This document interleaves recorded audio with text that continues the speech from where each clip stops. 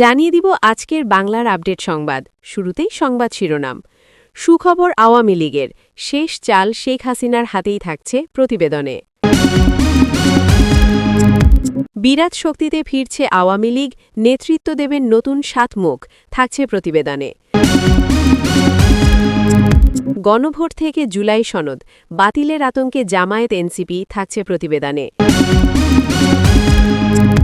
ভুয়ো মামলা হলে ফাঁসির আদেশও ভুয়ো, ইউনূসের ষড়যন্ত্র ফাঁস করবেন নেত্রী হাসিনা, থাকছে প্রতিবেদনে। নিষেধাজ্ঞা প্রত্যাহারে চাপ, সরকারকে বড় নির্দেশ দিলেন শেখ হাসিনা, থাকছে প্রতিবেদনে। এতক্ষণ শুনছিলেন সংবাদ শিরোনাম, এখন বিস্তারিত। সুখবর, আওয়ামী লীগের শেষ চাল শেখ হাসিনার হাতেই। বাংলাদেশের রাজনৈতিক অঙ্গনে নতুন করে আলোচনার জন্ম দিয়েছে একটি বহুল প্রচারিত বার্তা, শেষ চাল শেখ হাসিনার হাতেই। এই বক্তব্য ঘিরে ক্ষমতাসীন রাজনীতি, বিরোধী শিবির এবং সাধারণ জনগণের মধ্যে শুরু হয়েছে নানা জল্পনা কল্পনা। অনেকেই এটিকে বাংলাদেশ আওয়ামী লীগের জন্য ইতিবাচক বার্তা হিসেবে দেখছেন, আবার কেউ বলছেন এটি রাজনৈতিক কৌশলের অংশ। বর্তমান রাজনৈতিক প্রেক্ষাপটে শেখ হাসিনার নেতৃত্ব এখনও দেশের রাজনীতির অন্যতম প্রধান নির্ধারক শক্তি হিসাবে বিবেচিত হচ্ছে। দীর্ঘদিন ধরে ক্ষমতায় থাকা এবং ধারাবাহিক উন্নয়ন কার্যক্রমের কারণে তার রাজনৈতিক প্রভাব অটুট রয়েছে বলে মনে করছেন দলটির সমর্থকরা। দলীয় সূত্রগুলোর দাবি, সাম্প্রতিক রাজনৈতিক চ্যালেঞ্জ, আন্তর্জাতিক চাপ এবং অভ্যন্তরীণ বিরোধ মোকাবিলায় শেখ হাসিনা কৌশলগতভাবে এগোচ্ছেন। তারা বলছেন, পরিস্থিতি যতই জটিল হোক না কেন, শেষ পর্যন্ত রাজনৈতিক সমীকরণ তার হাতেই নিয়ন্ত্রণে থাকবে। অন্যদিকে বিরোধী দলগুলো এই বক্তব্যকে অতিরঞ্জিত রাজনৈতিক প্রচারণা হিসেবে দেখছে। তাদের মতে, একটি গণতান্ত্রিক ব্যবস্থায় কোনো এক নেতার হাতে সবকিছুর নিয়ন্ত্রণ থাকার ধারণা বাস্তবসম্মত নয়। তারা দাবি করছে, দেশের ভবিষ্যৎ নির্ধারণ করবে জনগণ, কোনো ব্যক্তি নয়। রাজনৈতিক বিশ্লেষকরা বিষয়টিকে ভিন্ন দৃষ্টিকোণ থেকে দেখছেন। তাদের মতে, শেষ চাল কথাটি আসলে একটি প্রতীকী বার্তা, যা রাজনৈতিক শক্তি এবং কৌশলগত অবস্থানকে বোঝায়। শেখ হাসিনার দীর্ঘ অভিজ্ঞতা, প্রশাসনিক নিয়ন্ত্রণ এবং আন্তর্জাতিক সম্পর্ক সব মিলিয়ে তাকে এখনও একটি গুরুত্বপূর্ণ ফ্যাক্টর হিসাবে দেখা হচ্ছে। এদিকে দলীয় নেতাকর্মীদের মধ্যে এই বার্তা নতুন করে উৎসাহ তৈরি করেছে। তারা মনে করছেন, সামনে যে কোনো রাজনৈতিক চ্যালেঞ্জ মোকাবিলায় নেতৃত্ব দৃঢ় অবস্থানে রয়েছে, ফলে সংগঠনকে আরও সক্রিয় করার তাগিদও বাড়ছে। সামাজিক যোগাযোগ মাধ্যমে বিষয়টি নিয়ে ব্যাপক আলোচনা চলছে। কেউ বলছেন, অভিজ্ঞ নেতৃত্বই সংকট থেকে উত্তরণের পথ দেখাতে পারে। আবার কেউ মন্তব্য করছেন, রাজনীতি কোনো এক ব্যক্তির ওপর নির্ভরশীল হওয়া উচিত নয়, ফলে জনমতেও স্পষ্ট বিভাজন লক্ষ্য করা যাচ্ছে। বিশ্লেষকদের মতে, এই ধরনের বার্তা সাধারণত রাজনৈতিক মনোবল বাড়ানো এবং সমর্থকদের একত্রিত রাখার কৌশল হিসাবে ব্যবহৃত হয়। বিশেষ করে যখন রাজনৈতিক অঙ্গনে অনিশ্চয়তা থাকে, তখন নেতৃত্বের শক্ত অবস্থান তুলে ধরার চেষ্টা করা হয়। সব মিলিয়ে শেষ চাল শেখ হাসিনার হাতেই এই বক্তব্যটি দেশের বর্তমান রাজনৈতিক বাস্তবতা এবং ভবিষ্যৎ দিক নির্দেশনা নিয়ে নতুন করে আলোচনার জন্ম দিয়েছে। এটি একদিকে যেমন সমর্থকদের আত্মবিশ্বাস বাড়াচ্ছে, অন্যদিকে বিরোধীদের মধ্যে প্রশ্ন তুলছে ক্ষমতার ভারসাম্য নিয়ে। আগামী দিনের রাজনৈতিক পরিস্থিতি কোন দিকে মোড় নেয় তা নির্ভর করবে বিভিন্ন অভ্যন্তরীণ এবং আন্তর্জাতিক উপাদানের ওপর। তবে আপাতত বাংলাদেশ আওয়ামী লীগের রাজনীতিতে এই বার্তাটি একটি গুরুত্বপূর্ণ আলোচ্য বিষয় হয়ে উঠেছে। বিরাট শক্তিতে ফিরছে আওয়ামী লীগ, নেতৃত্ব দেবেন নতুন ৭ মুখ, হাসিনা দিল্লিতে। আওয়ামী লীগের উপর নিষেধাজ্ঞা এখনও বহাল, যদিও দলনেত্রী হাসিনা এবং তার দলের কর্মী সমর্থকেরা মনে করেন ওই নিষেধাজ্ঞার কোনো বৈধতা নেই। তবে জাতীয় রাজনীতিতে দলের তেমন কোনো কর্মসূচি চোখে পড়ছে না। সামনেই স্থানীয় সরকার নির্বাচন। এই নির্বাচনকে পাখির চোখ করেছেন বঙ্গবন্ধু কন্যা। দেশের বাইরে যেসব নেতাকর্মী রয়েছেন, তাদের দেশে ফেরার নির্দেশ দিয়েছেন। শুধু দেশে ফিরলেই হবে না, দেশে ফিরে তাদের কী কাজ হবে সেটাও তিনি তাদের স্পষ্ট করে জানিয়ে দিয়েছেন। প্রধান কাজ মাঠে নামা। সেই সঙ্গে দলের যেসব নেতা জেলে রয়েছেন, তাদের হয়ে আদালতে আইনি লড়াই চালিয়ে যাওয়ার নির্দেশও তিনি দিয়ে রেখেছেন। আসন্ন স্থানীয় সরকার নির্বাচনে লীগ নেতারা প্রতিদ্বন্দ্বিতা করতে পারেন বলে মনে করছেন রাজনৈতিক বিশ্লেষকেরা। কিন্তু লড়তে গেলে দরকার একজন লড়ুকা নেতার। হাসিনা এখনও দিল্লিতে, যদিও তিনি আত্মপ্রত্যয়ের সঙ্গে দেশে ফিরবেন বলে জানিয়েছেন, কিন্তু সেটা কবে তা এখন কেউ জানেন না। দল এক প্রকার নেতৃত্বহীন। সামনেই স্থানীয় সরকার নির্বাচন।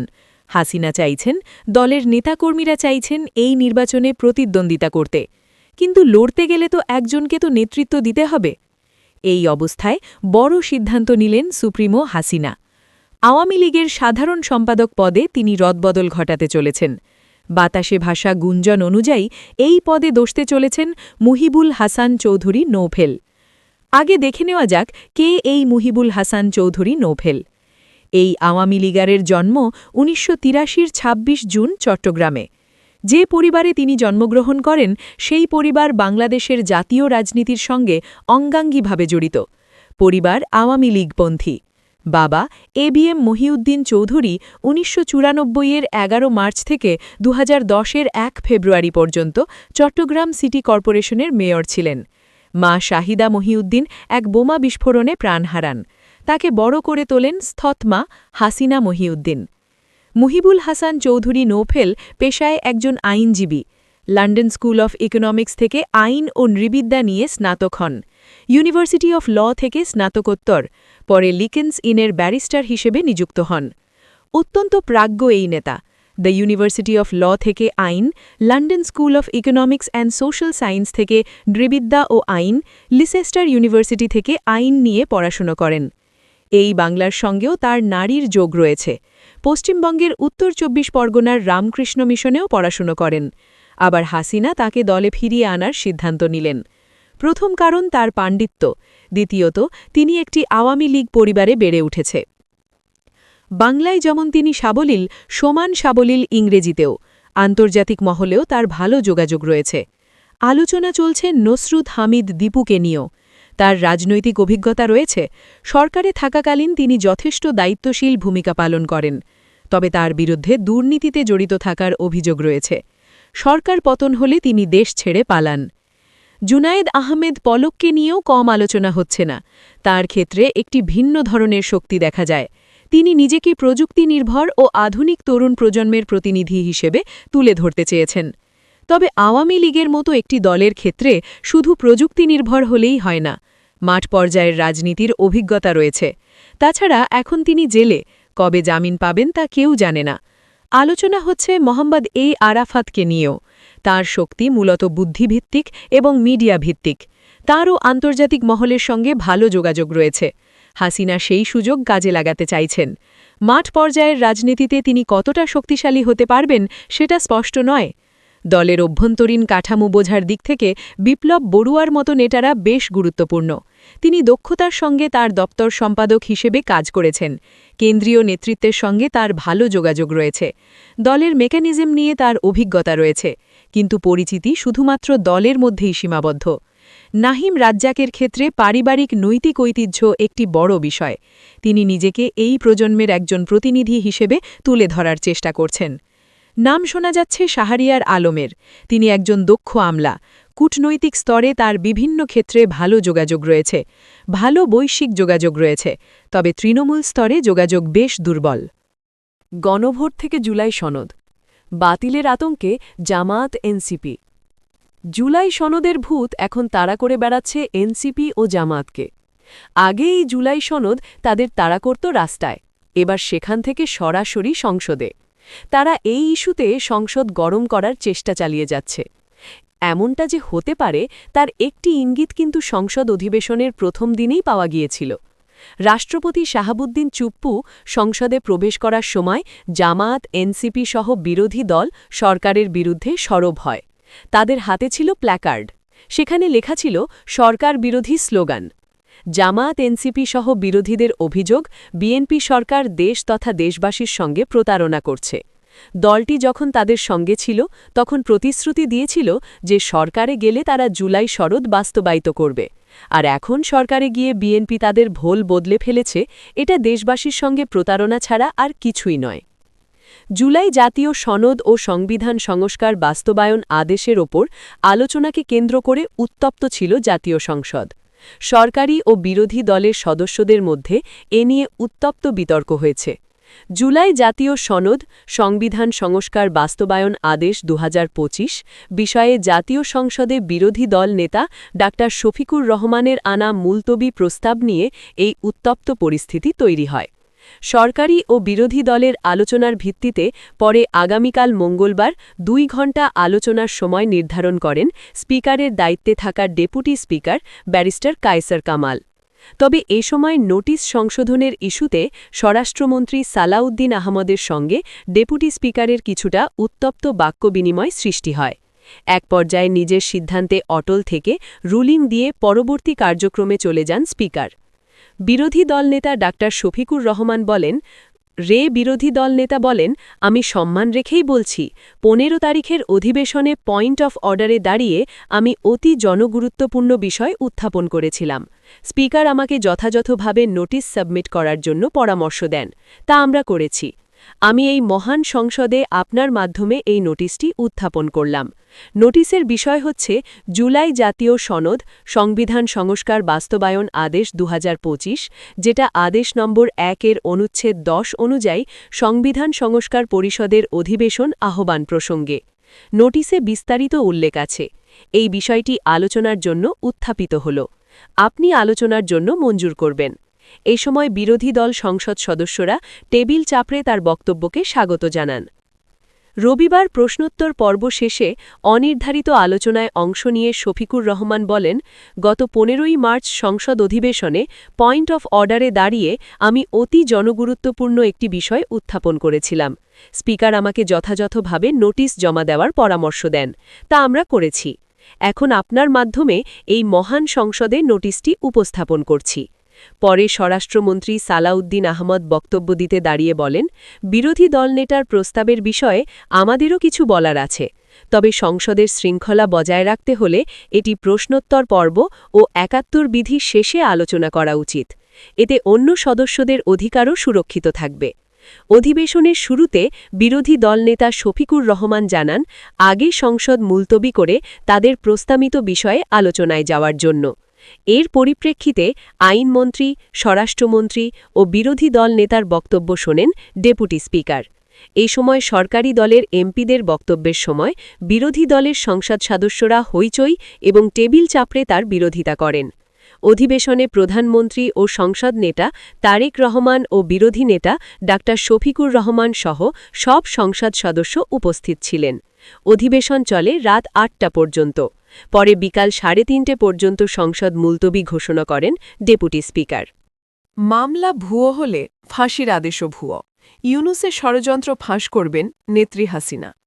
ক্ষমতার পালাবদল হয়েছে, কিন্তু বাংলাদেশের কি আক্ষরিক অর্থেই কোনো পরিবর্তন হয়েছে? রাজনৈতিক বিশ্লেষকেরা বলছেন, তদারকি সরকারের আমলে বাংলাদেশ যেমন ছিল, তারেক রহমান সরকারের সময় বাংলাদেশ সেই জায়গাতেই আছে।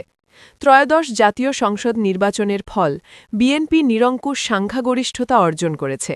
তারেক রহমান প্রধানমন্ত্রী হয়েছেন। জামায়াত প্রধান বিরোধী দল হিসেবে আত্মপ্রকাশ করেছে।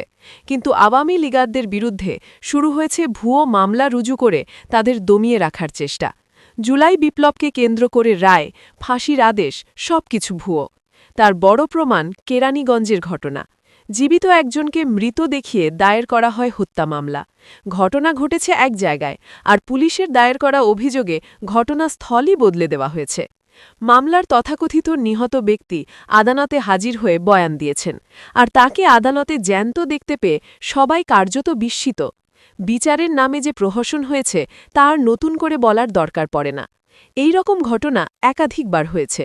তথ্য বলছে ১৮৮টি বিচারের মামলার মধ্যে ৭৮টির নিষ্পত্তি হয়েছে।